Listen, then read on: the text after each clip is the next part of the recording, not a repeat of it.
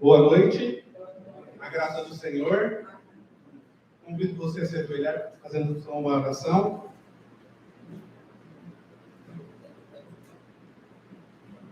Grande Deus, amado Pai, peço ao Senhor para que o Senhor fale com a tua igreja nessa noite, usando a minha vida. Me capacita, me dá força, coloca um guarda a minha boca para que eu venha falar apenas as palavras que o Senhor queira. Me dê força e que eu seja uma bênção na vida dos meus irmãos. No nome de Jesus. Amém.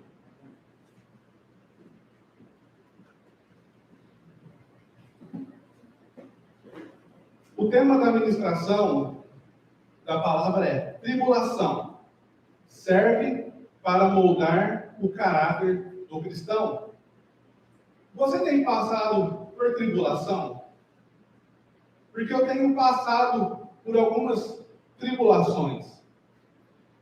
E eu queria trazer o que é tribulação. No dicionário diz: tribulação é um evento ou uma situação aborrecida. É algo desagradável. É uma aflição. Tem sentido aflição? Um tormento, uma adversidade. Como está a sua vida?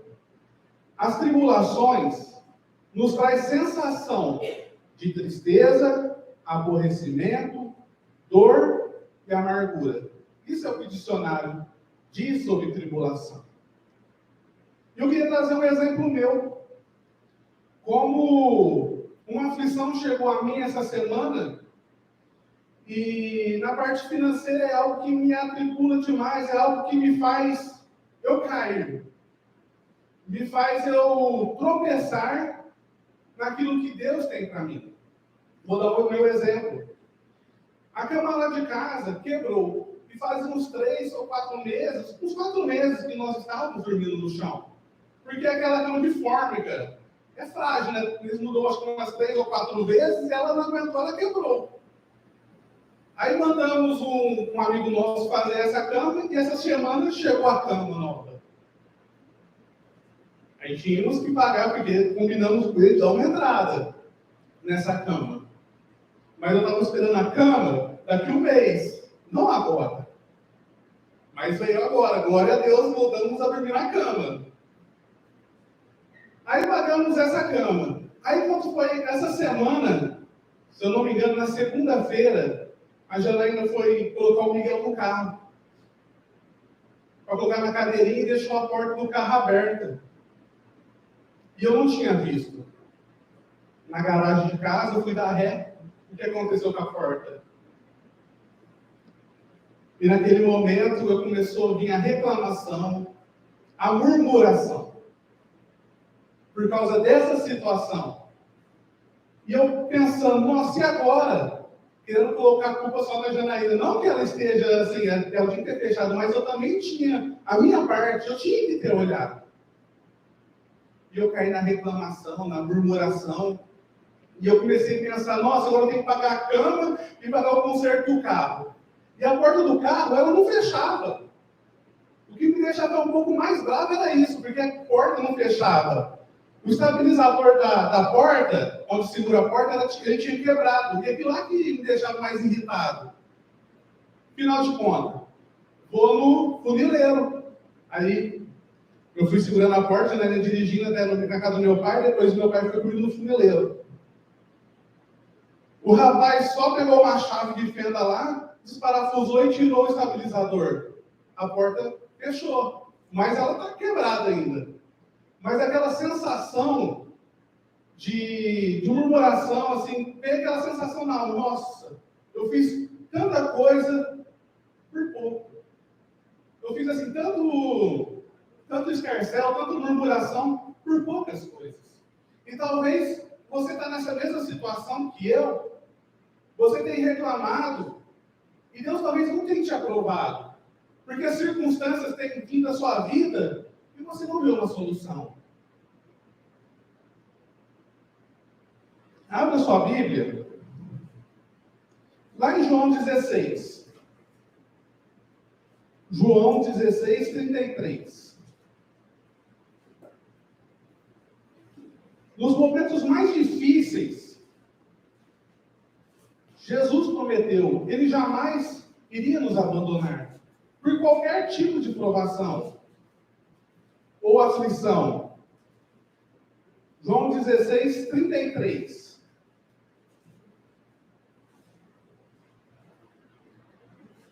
Diz assim: estas coisas eu vos digo para que em mim tenhas paz.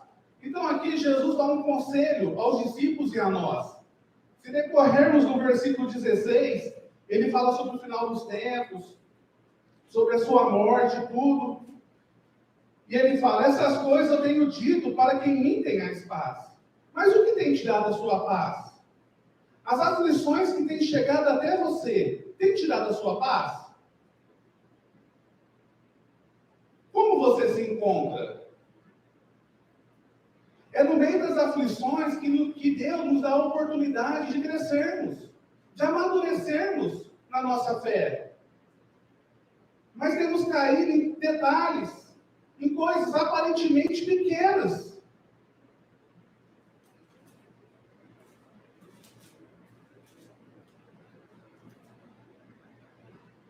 Na continuação do versículo: no mundo tereis tribulações, mas tem de bom ânimo. Eu venci o mundo. Então, no meio das tribulações, nós temos que ter o quê? Bom ânimo. É uma oportunidade que Deus tem nos dado de amadurecermos na fé. Mas se só reclamarmos, murmurarmos, nós não vamos crescer. Temos que levar soluções às pessoas. As pessoas estão amarguradas. E se reclamarmos, o que elas vão ver em nós? Talvez uma situação difícil não vão ver saída. Porque se vem alguma situação também, vamos reclamar junto com elas. Temos que mudar o nosso estilo de pensar. E hoje é uma oportunidade que Deus tem nos dado de amadurecermos, de as tribulações virem até nós e falar assim: Senhor, com o Senhor eu vou vencer, sou mais do que vencedor. Vamos agora para Atos 14. Atos 14, versículo 22.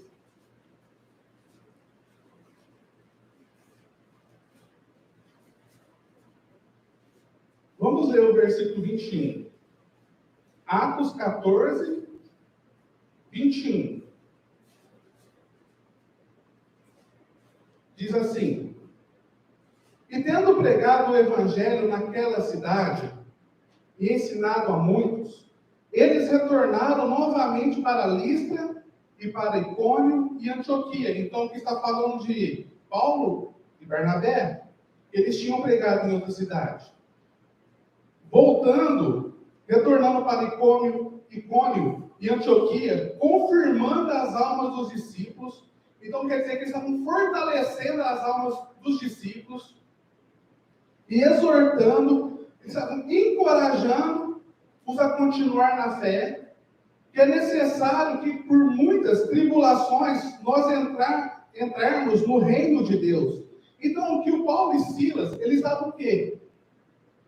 Exortando, eles estavam encorajando os discípulos a continuar no caminho. Porque, como diz a palavra, é necessário que por meio de muitas tribulações entrarmos no reino de Deus. E você é aquele que incentiva ou você é aquele que traz uma sensação de sermão de que não tem jeito mais? Você traz peso, desencorajamento. Quem é você no meio da congregação? Se as pessoas olharem para o seu rosto, o que vão ver? Carrancudo? Ou você é aquele que fala assim: não vai dar certo, pega na mão de Deus, vamos? Quem somos nós? Porque o Paulo e o Silas, eles confirmavam, eles estavam ali, vai dar certo. Vamos, vocês conseguem, vamos vencer esse pecado. Você dá conta com Jesus. Eu queria ler o comentário lá embaixo. O céu será conquistado por meio de severas lutas. A vida cristã é uma batalha e uma marcha. Então, a Ellen White está dizendo que a vida cristã é uma batalha e uma marcha. A marcha sempre é para frente, nunca voltar para trás. Então, nós temos que sempre avançar para frente. Se você caiu, se levanta. Deus vai te dar força. Deus vai ser seu escudo, sua proteção. É hora de se levantar. Nessa guerra, entre o bem e o mal, não há trégua. O esforço deve ser contínuo e perseverante. Precisamos perseverar. É assim, fazemos que mantemos a vitória sobre as tentações de Satanás. É na perseverança que vamos ser vencedores. A integridade cristã deve ser buscada com irresistível energia e mantida com resoluta rigidez de propósito. Estar firmes realmente. Ninguém será levado para o alto. Ninguém será levado para o céu sem árduo e perseverante esforço em prol de si mesmo. Então reaja. Você precisa reagir. Você precisa se esforçar. Pede ajuda. Se você não está tendo momentos de orações, fala, Senhor, me ajuda. Deus vai levantar um irmão para orar com você. Todos têm que se empenhar por si nessa luta. Nenhuma outra pessoa pode combater os nossos combates. Deus vai estar conosco nos nossos combates. Somos individualmente responsáveis pelos resultados do conflito.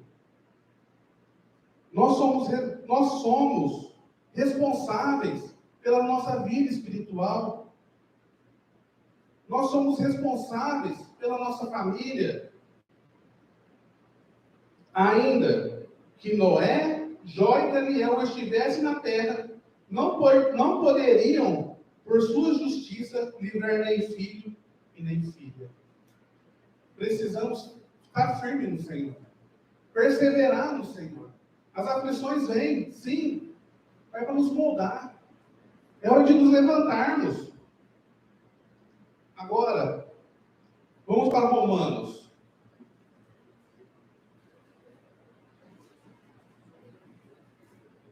Romanos 5.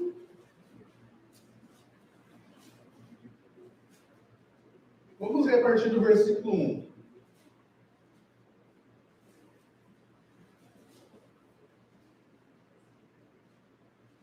Romanos, capítulo 5. Portanto, sendo justificados pela fé, temos paz com Deus, por nosso Senhor Jesus Cristo. Então, nós somos justificados pela fé, não é pelas obras, não é por aquilo que nós fazemos, mas é pela fé que somos justificados, que temos paz com Deus. É através da fé. 2. Pelo qual também temos acesso pela fé a esta graça, na qual estamos firmes e nos regozijamos na esperança da glória de Deus. 3. E não somente isto, mas também nos gloriamos nas tribulações. Olha o que o Paulo está falando. Mas também gloriamos, louvamos pelas tribulações. Há um processo aqui. Sabendo que a tribulação produz a paciência. As aflições que você tem passado, quem produz essa paciência? Porque naquele momento não produziu paciência em mim. Em você. As aflições têm chegado a você. Você tem estourado? Ou tem gerado paciência? É um processo. As aflições, as tribulações vêm até nós E ela tem que produzir o quê? Paciência. Ou você estoura?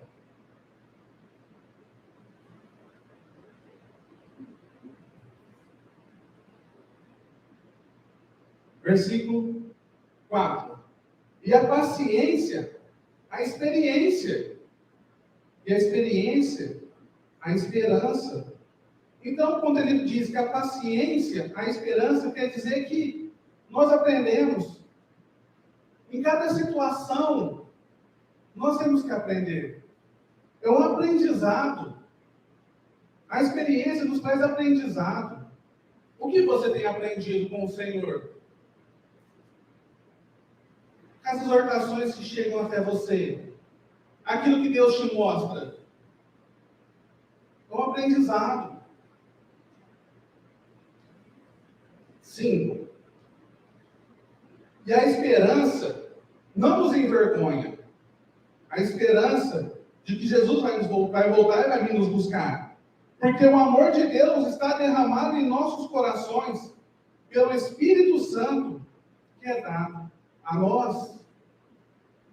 Essa esperança ela nunca vai nos envergonhar. Porque nós temos esse processo de tribulação, paciência e experiência. E a esperança é um processo. E temos que passar por esse processo para sermos aprovados por Deus. Abra sua Bíblia agora, lá no livro de Hebreus.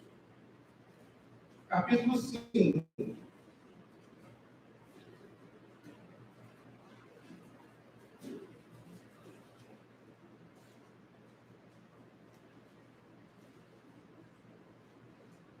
Hebreus 5, eu queria ler o versículo 13 em diante.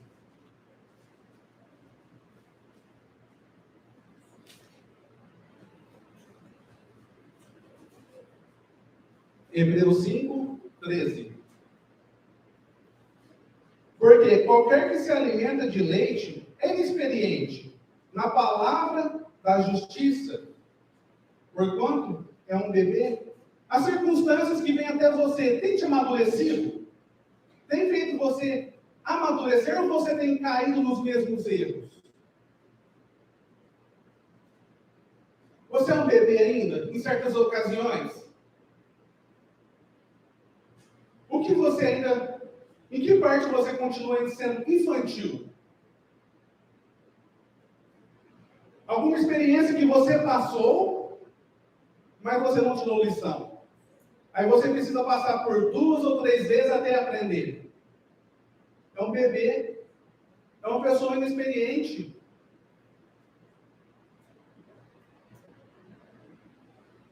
Versículo 14.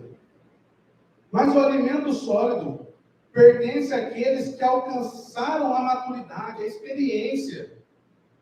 Também para aqueles que, pela razão do uso, tiveram seus sentidos exercitados para o discernimento, tanto do bem quanto do mal.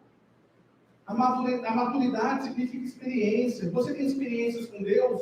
A experiência que você com Deus vai te levar a um patamar muito alto. Erros que você cometeu ontem, você não vai cometer no futuro. Que situação que você já amadureceu? Em que área? Familiar? Na área espiritual? Na confiança? Em que área? Deus tem nos chamado uma intimidade com Ele, de confiarmos nele, de ser maduros, de exortar os irmãos, falar assim, você consegue, segura firme com Deus. Nós somos sal da terra e luz do mundo. Deus nos chamou para brilhar nesse mundo, para dar gosto. Então, que você, nessa noite, levante-se, determinado, fala assim, Senhor, as tribulações que eu tenho passado, é para amadurecimento, é para eu amadurecer. E o louvor que vamos cantar agora é, toda vez que a minha fé é provada, o Senhor me dá uma chance de crescer um pouco mais. E realmente, Toda vez que a nossa fé é provada, Deus nos dá uma chance de crescer. Eu me lembro quando eu saí da farmácia, me tornou mais forte. Esse tempo atrás eu estava em Guaíra e falando sobre vacinas com um rapaz da indústria, do laboratório, falando das vacinas. Eu falei assim, não tomo vacina não. Mas você tem medo de perder o emprego? Eu falei assim, não tenho medo. Por que eu não tenho medo? Porque aquela experiência lá atrás me deixou mais forte hoje. Me deixou mais forte. E talvez você não está forte ainda porque o processo, você não deixou Deus terminar o seu processo. Tem circunstâncias que é para amadurecermos, é para fortalecermos o Senhor. Deixa Deus trabalhar na sua vida. Amém? Deus te abençoe.